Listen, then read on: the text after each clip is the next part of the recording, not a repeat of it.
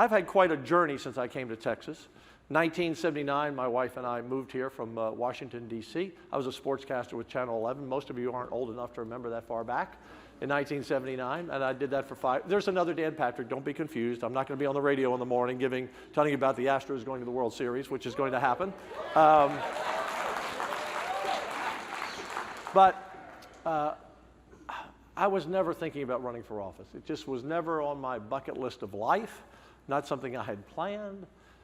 I was just, working on television, and some things happened in 2006, and it turned out my kids one was out of college, the other one was getting ready to graduate.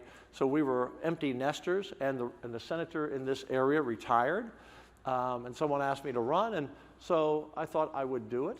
No one thought I could win. I was in the race with 3 really strong people, and they said, Dan can't win. He's the radio and TV guy. And I got 70% of the vote in the first round. They said, of course he won. He was the radio and TV guy. And when I got to the Senate, and Steve wasn't there then, but he knows this is true, no one wanted me there. Wow. I was a conservative on the radio. Back in 1988, after I left the TV station, I went in the restaurant business. And in the mid-'80s, a lot of people went bankrupt in Texas, including me. And 1,200 restaurants closed in Harris County in '86 or so. And had it not been for me, it would have only been 1196. But I had to start all over. And there was this little station that was bankrupt in Tomball, Texas, AM 700, KSEV. And we were able to purchase it out of bankruptcy. And one day, and it was the 40th ranked station, I'm not exaggerating, out of 40 radio stations. We had more cows and horses listening than we had people. And one day a guy named Rush Limbaugh called, and no one had ever heard of Rush Limbaugh in 1988. And no one would put him on the air because you didn't talk about God or politics back in '98. Talk radio was ask the doctor, ask the lawyer, what'd you do on your summer vacation, what's your favorite recipe? But I liked what he had to say. We put him on the air, and suddenly Rush was saying things that everyone said, gosh, there's someone who thinks like me. And the show just exploded. And in 90 days, we went from 40th ranked to #1 when he was on the air between 11 and 2 every day. And, I was so sorry that we lost him this year. He was a really good man, and he was authentic. And I'm Lieutenant Governor today for 2 reasons.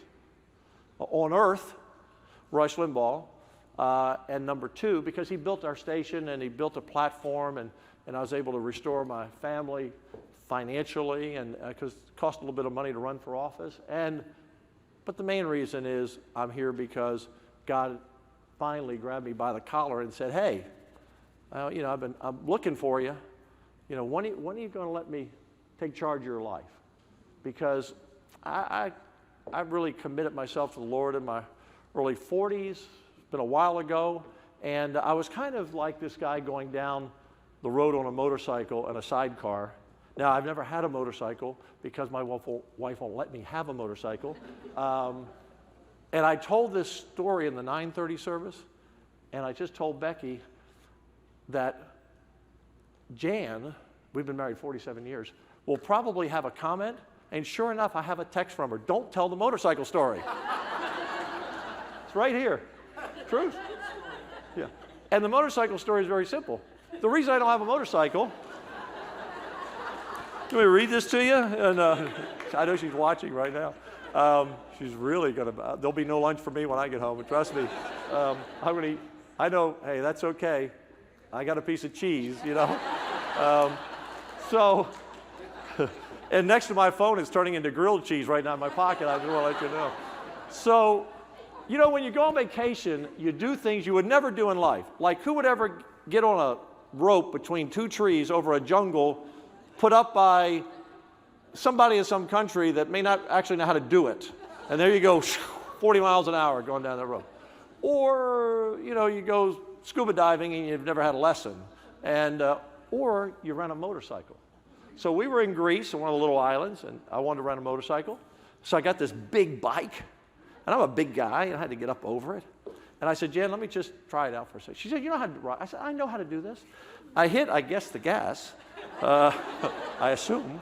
because I was gone, right out in the street in front of a 18-wheeler. Well, they don't have 18-wheelers in Greece, but they, our trucks are big. I mean, you have personal vehicles that are bigger than trucks they have in Europe. I mean, some of our pickup trucks. But, I mean, I just missed really getting run over by a truck. And the next thing I know, I was up on a sidewalk on the other side of the street. And it was like watching one of these movies where the vendors are just everybody's getting out of the way. Not only was I almost killed, but 2 Greek vegetable vendors, they were spared that day by Jesus that day. So I bring it back. I stop it. I find a brake. I'll walk it back. And I said, I'll take that little beep, beep scooter over here. Thank you very much. So that's why I don't have a motorcycle. But if I had a motorcycle, I always wanted a motorcycle with a sidecar. And most of my life, I was on that motorcycle with my hands on the handlebar in my vision. And I was in charge. And no one was in the sidecar. And then, after crashing and burning a number of times in life, because I had not found Jesus, I said, I need to invite God in that sidecar. I really need him there. I need some help. God is my co-pilot. And then I discovered I really need to get off the bike, put him on the bike, and put me in the sidecar and let him be in charge, because he's the pilot. When and life has never been the same. The pastor talked about being bold. And we have a lot of Christians, real believers, Steve, correct, in the House and the Senate. Really strong believers. And we open every day in the Senate with prayer.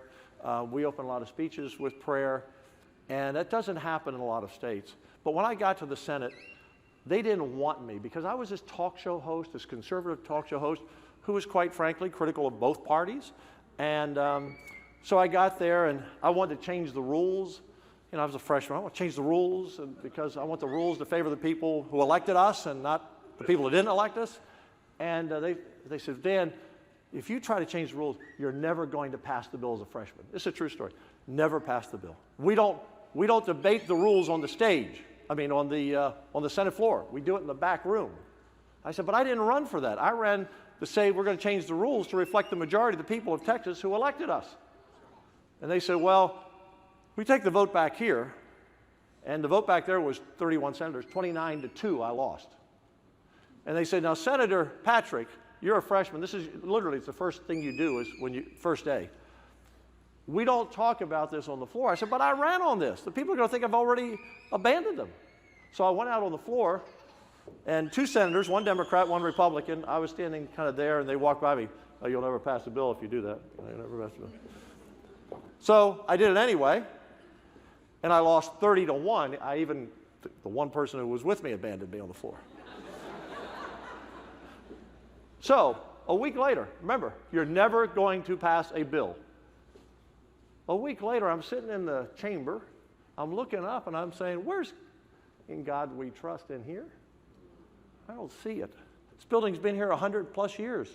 We don't have In God We Trust in here? We need In God We Trust in here. So I went over to the person, the head of the committee, because I didn't know how to do it, of course, and I said, what do I have to do? He said, well, we have two members you need to go to and get their permission, one Democrat, one Republican. I went to them. Who could be against putting In God We Trust in the Senate? So before the first week was out, we had In God We Trust in the Senate, my first bill.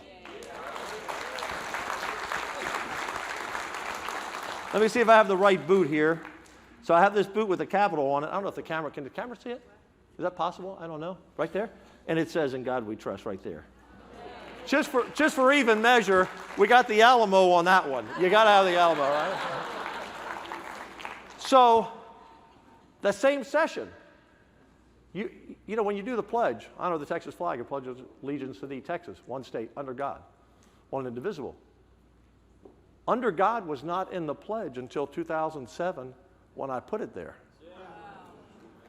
God just said, they said you won't pass a bill.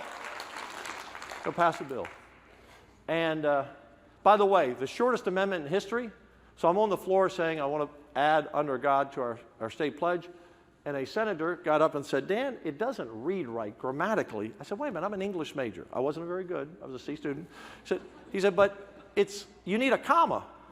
So we actually amended the bill for a comma, under God, comma. So there's an amendment for a comma in that. And then when I was education chair in 2013, before I was lieutenant governor, I was really miffed that they wouldn't say Merry Christmas in school anymore. I mean, winter holiday, give me a break.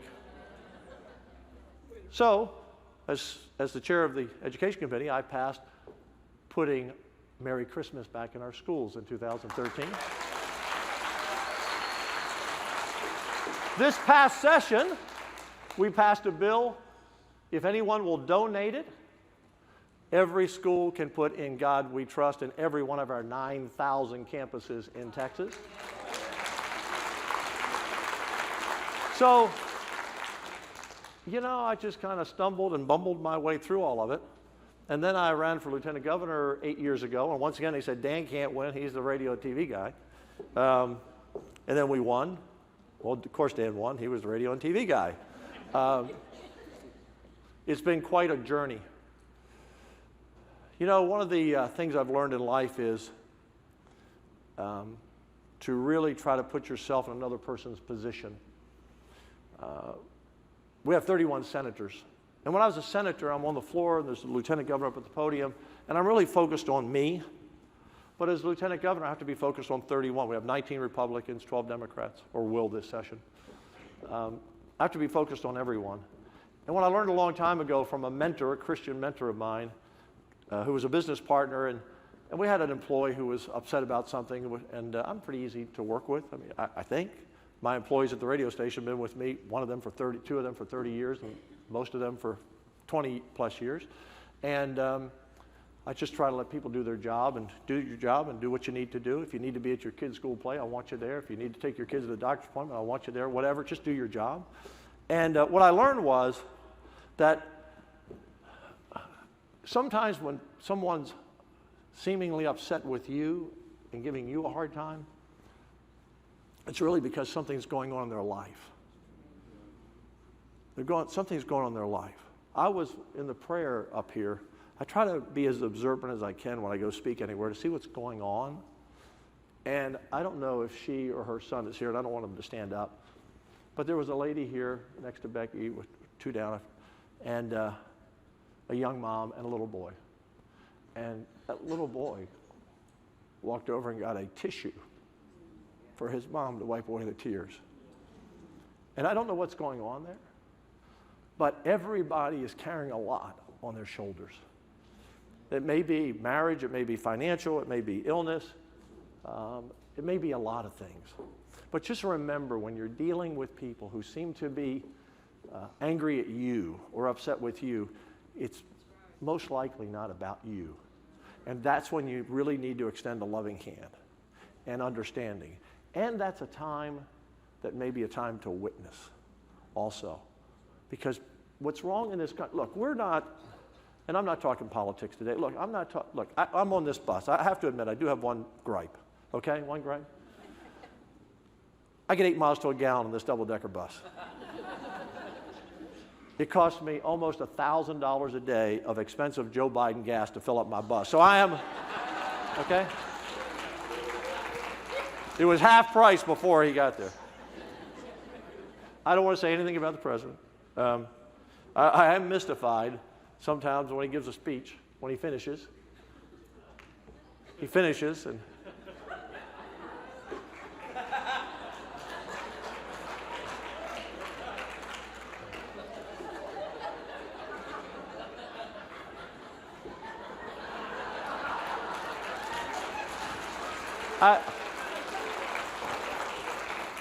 the other thing my wife texts me, don't tell the story about the movie Harvey. No one's ever seen it, okay? She says, don't make a movie reference. How many of you in here have seen the movie Harvey with Jimmy Stewart?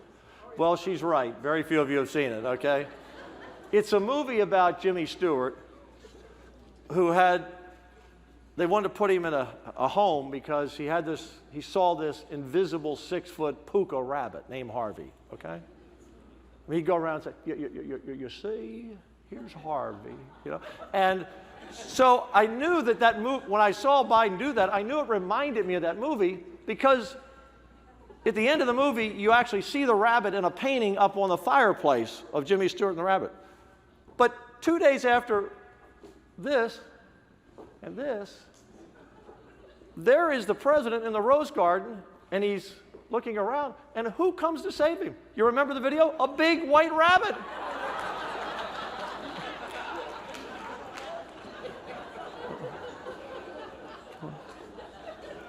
I'm sure he did his best Jimmy Stewart and said, are you Harvey? I don't know. So it's not about politics. We're not in a battle of Republicans and Democrats. We're in a battle of darkness and light, of powers and principalities. The devil is on the march.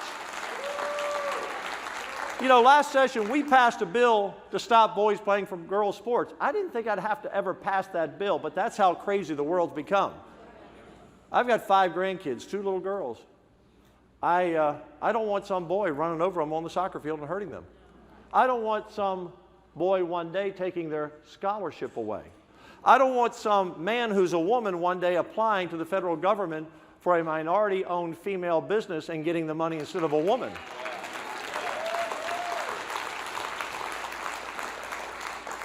And as the pastor said, I don't want our schools teaching my grandchildren or your children or grandchildren about the things that should be left to a parent, particularly in these early grades. I mean, this transgender issue, I'm waiting for the first 45-year-old who comes up and says, I want my Social Security, and they say, sir, you're only 45, but I'm a trans senior. I'm really 67. I'm telling you. Now you're laughing at that. Just trust me, okay? So if you look at the socialist movement in the history of the world, and I'm watching my time here, I asked the pastor when I came in at 9:30, I said, you want me to do 10 or 15 minutes? He said, if you only do 10 or 15 minutes, they're going to say, where was the sermon? Apparently he's known to go longer than 15 minutes.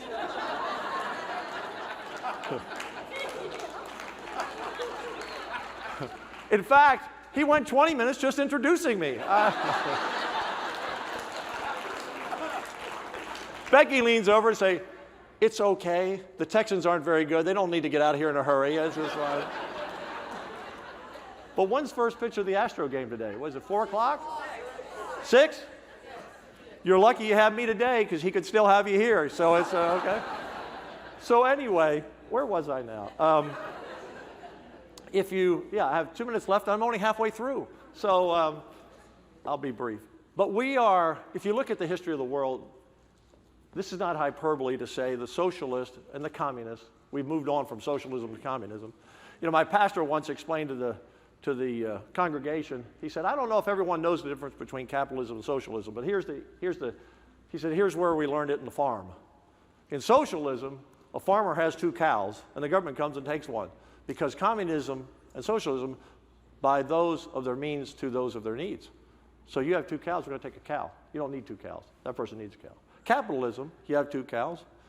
You sell one, buy a bull, and get more cows. That's really kind of simple. That's how it works, okay? And so for the socialists and the communists to win, they need to take over the education system. They've been on a march for that for a long time. You need to take over the media. Much of the media is just a propaganda arm. I'm not talking about Democrats.